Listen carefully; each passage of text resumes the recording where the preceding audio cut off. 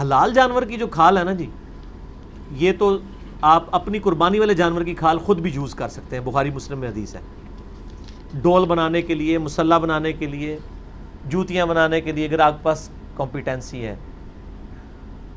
اور آپ کو پتہ ہے کہ بڑی عید کی برکت سے، عید قربان کی برکت سے دنیا کی یعنی یہ چمڑے کی مصنوعات مسلمانوں کی وجہ سے چل رہی ہیں۔ پاکستان ٹاپ آف لسٹ ہے چمڑا ایکسپورٹ کرنے والے ملکوں میں تھا، اب ہم پہ پابندیاں لگ چکی ہیں اور آپ کو نہیں پتا۔ اس کے لیے میں نے آپ کو روک لیا سوال سے، تاکہ میں چونکہ اس وقت ڈرائیونگ سیٹ پہ ہوں نا امت کی، میرا کام ہے کہ امت کو بتائیں کہ امت کے ساتھ کیا ہو رہا ہے۔ میرے بھائی آج سے 10 سال پہلے جو چمڑا، گائے کا چمڑا 7,000 روپیہ پاکستان کا بکتا تھا، آج کم از کم اسے 15-20 ہزار کا ہونا چاہیے تھا، لیکن آپ کو پتا ہے وہ کتنے کا بک رہا ہے؟ 500 روپے کا بک رہا ہے وہ چمڑا، کیونکہ آپ کے اوپر پابندیاں لگ گئی ہیں انٹرنیشنل۔ یہاں تو کہتے کیا ہوگی، پابندی لگی تو کیا ہوگا، لگ پتا جائے گا۔ اے جذباتی ڈاکٹرائن چھڑ دیو، اے امت نو کہانیاں کڑانیاں دس چھڑ دیو، او جی ملک نو کھا رہے ہیں پھر بھی نہیں ختم ہوندا، او ختم ہو گیا ایک دہاڑی تانوں پتہ لگنا ہے۔ درخت جو ہے اس کے اندر سے جب دیمک اس کو چاٹ جاتی ہے، باہر سے تو آپ کو کھال نظر آ رہی ہوتی ہے، ایک دن دھڑام سے گر جاتا ہے۔ یہ کون کہہ رہا ہے ختم نہیں ہو رہا، دیمک کی طرح چاٹا گیا ہے۔ تو میں ایک جنرل بات کر رہا ہوں، صرف آپ کو ایک ایجوکیٹ کر رہا ہوں کہ آپ کے ساتھ اس وقت کیا ہو رہا ہے۔ بکرے کا چمڑا اس وقت مجھے یاد ہے 400-500 روپے کا، آج سے 10 سال پہلے تھا، اب وہ 50 روپے کا بھی نہیں بکتا، اور وہ بھی ادھار پہ آپ سے کسائی اٹھاتے ہیں۔ کیوں کہ چمڑا پہلے یہ ہوتا تھا کہ یہ چمڑا ہم باہر ایکسپورٹ کرتے تھے، وہاں سے پرس بنتے تھے چمڑے کی، جوتیاں بنتی تھی، امپورٹ ہوتی تھی ہمارے ملک میں۔ اب وہ ہم سے چمڑا خریدتے نہیں ہیں، یہاں پہ چمڑا ضائع جا رہا ہے۔ یہاں ہم نے کہاں سے خریدنا ہے؟ آپ مجھے بتائیں، اس چمڑے میں ویلیو ایڈیشن کر کے آپ جب اس کو بیچیں گے تو آپ سے کس نے خریدنا ہے؟ کوئی پاکستان کی کمپنی اس چمڑے کے اوپر اتنا پیسہ لگانے کے لیے تیار ہی نہیں ہے، کیونکہ وہ جب چمڑے کے اوپر وہ اتنی آپ اس میں چیزیں ایڈ کریں گے تو آپ کو تو وہ چمڑے کا بیگ جو ہے 5,000 روپے کا کس نے خریدنا ہے؟ وہ تو چند ایک لوگ ہیں، تو آپ کیا ساروں کو دیں گے؟ یہ باہر کے لوگ کیا کرتے تھے، وہ چمڑا آپ سے سستا خرید لیتے تھے۔ ہمارا تو 7,000 روپیہ ہوتا تھا، ان کے لیے تو کچھ بھی نہیں ہے، ان کے تو $70 ہی بننے تھے نا، تو وہ آگے ہزاروں ڈالر کماتے تھے۔ اب وہ آپ سے لے نہیں رہے ہیں، آپ یہاں کچھ کر نہیں سک رہے۔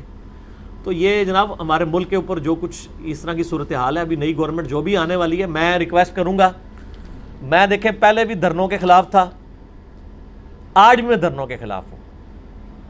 آج اگر پی ٹی آئی کی حکومت آئی ہے تو میں نون لیگ سے، پیپلز پارٹی والوں سے ہاتھ جوڑ کے ریکویسٹ کروں گا، خدا کے لیے 5 سال حکومت چلنے دیں، آپ پروٹیسٹ اپنے اسمبلی میں رکھیں، کوئی دھرنے نہ دیں حکومت کو۔ یہ continuity, democracy is the best revenge. میرا یوٹیوب پہ کلپ بھی آ چکا ہے الحمدللہ اسلامک ڈیموکریسی پہ، پاکستان کا نیکسٹ پرائم منسٹر کون، میں نے 5 پوائنٹس الحمدللہ انٹلیکچوئل لیول کے اوپر ایڈریس کیے ہیں۔ یہ حکومت چلنے دیں، اگر یہ اچھے کام کریں گے ایکسیپٹ ہو جائیں گے، ادروائز یہ سسٹم خود بخود ان کو ایلیمنیٹ کرے گا۔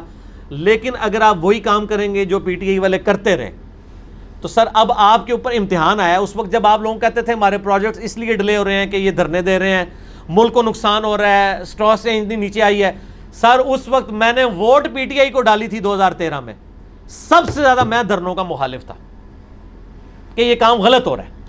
اور عمران خان صاحب کو اس وقت ہماری بات یہ سمجھ نہیں آتی تھی، لیکن آج عمران خان صاحب کو یہ بات سمجھ آ گئی ہے۔ اب اگر آپ ان سے پوچھیں کہ یہ دھرنے ہونے چاہیے، یہ ہڑتالیں ہونی چاہیے، تو کہیں گے نہیں نہیں اکانومی بیٹھ جائے گی۔ تو چلیں دیر آئے درست آئے، ہم آج بھی اسی ڈاکٹرائن پہ ہیں۔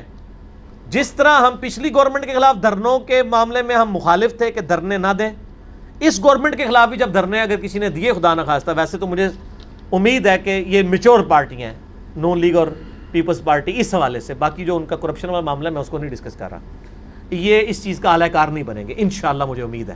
اور اگر بنیں گے تو ہم ان کو بھی سمجھائیں گے کہ اگر آپ نے ملک کے ساتھ دشمنی نہیں کرنی، ملک کو چلنے دینا ہے تو یہ کام کرنے دیں۔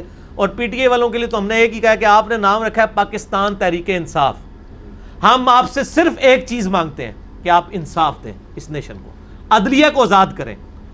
کوئی مذہبی لیڈر، کوئی سیاسی لیڈر، کوئی فوجی لیڈر، کوئی ایجنسی کا لیڈر عدلیہ سے اوپر نہیں ہونا چاہیے۔ بس تحریک انصاف ہے، تحریک انصاف بنے۔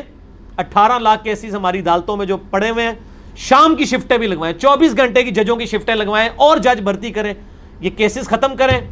سریعام جب لوگوں کو سزائیں ہوں گی, اسلامک ڈیٹرنس ہوگی, آپ دیکھیں کس طرح کرپشن ختم ہوتی ہے. چائنا نے کرپشن اسی طریقے سے ختم کی ہے. تو ہم صرف ایک چیز مانگتے ہیں نیکسٹ پرائم منسٹر سے کہ وہ انصاف کر دے, عدلیہ آزاد کر دے, عدلیہ کسی کے نیچے نہ لگے, اور جو اپرائٹ جج ہیں جو کسی سے نہیں ڈرتے, نہ سیاست دانوں سے, نہ فوجیوں سے, نہ ایجنسیوں سے, ان کو اوپر لے کے